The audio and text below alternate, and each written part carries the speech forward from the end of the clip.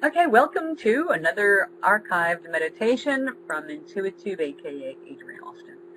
What we do to start this is what we do with every single visualization. Just sit back or lay down, whatever is most comfortable for you at this time. Inhale through your nose,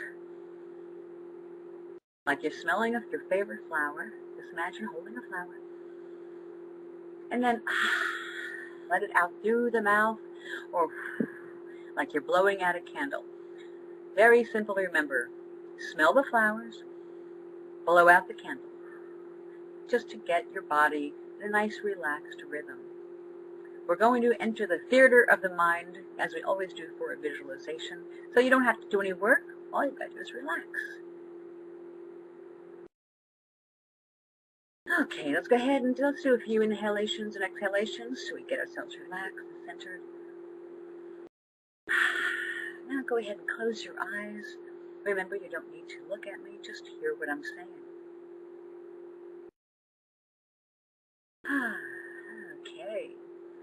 And today we're going on a little adventure to deal with emotions that we don't like. And I'll try not to disrupt the computer while I'm doing it. I want you to just close your eyes, kick back, relax, and imagine that at your front door I'm pulling up with this beautiful, long, super white limousine. And you're just going to come out and get in the limo with me, and I'm taking you to a special sacred place. Everybody get in the car. You'll notice the temperature is perfect. If you're hungry or thirsty, help yourself. There's always something to eat or drink in the back seat of this limo. As we're relaxing in our limo, we're taking a drive across the country so fast that everything outside the window is just a blur. And that's okay. And we're driving so fast that for all you know, we've circled the globe several times as the light went on and off and on and off in the windows. We've gone through night, we've gone through day, we've gone through night, we've gone through day again. And here we are at the magic glade. Just a grassy spot in the center of woods. You don't even have to know how we got here. And I'm not going to tell you because it's a secret way. You could only get there through the limo. And now that we're here, just come over here. I want to show you something behind this tree. Big gold cage. It's an empty cage. At least it looks empty. So we're going to bring this cage out to the middle of this grassy circle, and everybody else, go ahead, look behind a tree and see if you can find a cage. It can be any size or shape, any color, made out of anything, but it's got to be a strong cage. So if you find a weak cage, leave it where it is and look for a strong cage. You know, like a bird cage kind of a thing, or a monkey cage, whatever it is, make sure it's good and strong. Whatever gets locked up in this cage can never get out again. Now right now it's empty, but we're going to be putting something in each cage. Okay, now look at the center. A whole bunch of awesome looking cages here.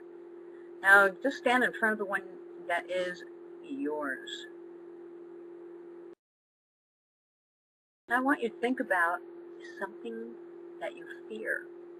What is it that you fear the most? Whatever that fear is, you can do more without it. You can succeed better without it. You can be happier without it. But that fear tends to keep returning, doesn't it? Which is why we came to this very special magical place.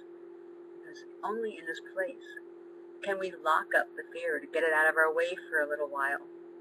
So whatever you are afraid of, I want you to take that fear. I want you to see it as a physical object. Whatever shape it takes, whatever color it may be, you're going to take it, you're going to stuff it in a bag, and you're going to seal that bag off. As soon as you've got it in the bag and the bag is sealed, I want you to jam it into that cage and lock the door. Once it's in the cage, it may manage to get out of the bag, but it can't get out of the cage. While you are looking at it, you can observe this fear that you have been holding, a fear that has held you back. Fear is only useful when it's about not crossing the street before looking both ways. But fear that paralyzes is fear that is useless and is not what you need in your life. So take whatever you're most afraid of and look at it, examine it. Does it have any lessons to teach you? What is the opposite of this fear? Is it having a dream come true? Is it having a person in your life? Is it having what you want? Whatever the opposite of this fear is, can now flourish with the fear safely locked up and out of your way. Now, when we're back on Earth, in our own dimension, in our own time, you may feel like this fear is sticking its fingers through the cage trying to get to you again, but every time it does, just make sure that cage is locked up. Sometimes we have to stick it in the cage a few times because it's very clever and it finds its way out, but this is a special cage. You can only let the fear out if it's going to be useful to you in some way. If it is not useful, it cannot ever get out. Take a look at it. Is it a useful fear? Is it teaching you something? If not, tie it up even tighter. Maybe you want to throw a few chains around that cage or put glass across the bars. Make sure that nothing, not even the tiniest drop, not the smallest, slimmest finger can fit through any kind of opening in this cage. Your fear is locked up. It cannot harm you. It cannot haunt you. It cannot hold you back any longer. I want you to remember what this fear looked like. But you're going to push that fear to your past. It's not necessary for you to have on you as you move forward to create your dreams, to manifest the reality of your choosing. Fear is only something that points out lessons, or in a worst case scenario, it holds us back. So we're going to leave our fears wrapped up in these cages. Before they can do anything, I want you to hurry up and get back in the limo. Now notice again that it's perfectly comfortable. And notice how much lighter you feel now that you've left that fear in the dark. How does it feel to be without fear? You now that this fear is locked away and it cannot harm you or hold you back. Give yourself a big hug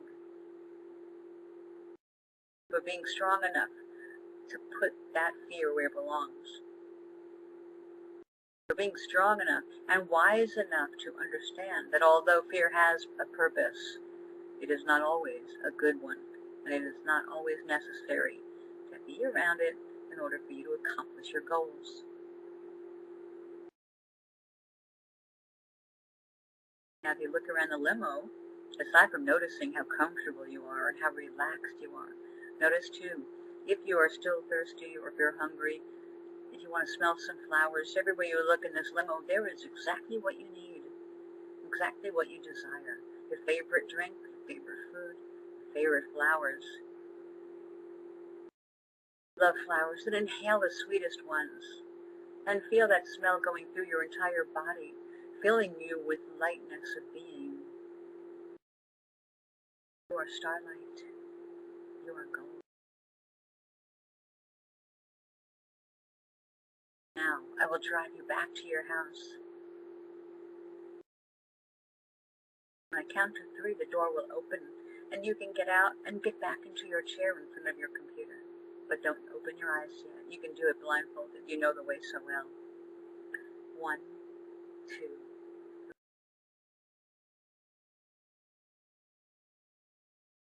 Now that you're back in front of your computer, I want you to be able to start your new week feeling fresh and renewed and alive. You have life coursing through your veins. It is your life. It is for the now. This is your time. And you are among friends on planet Earth. When I count to 3, you will open your eyes feeling more relaxed and refreshed than you've felt in a long time. 1, 2.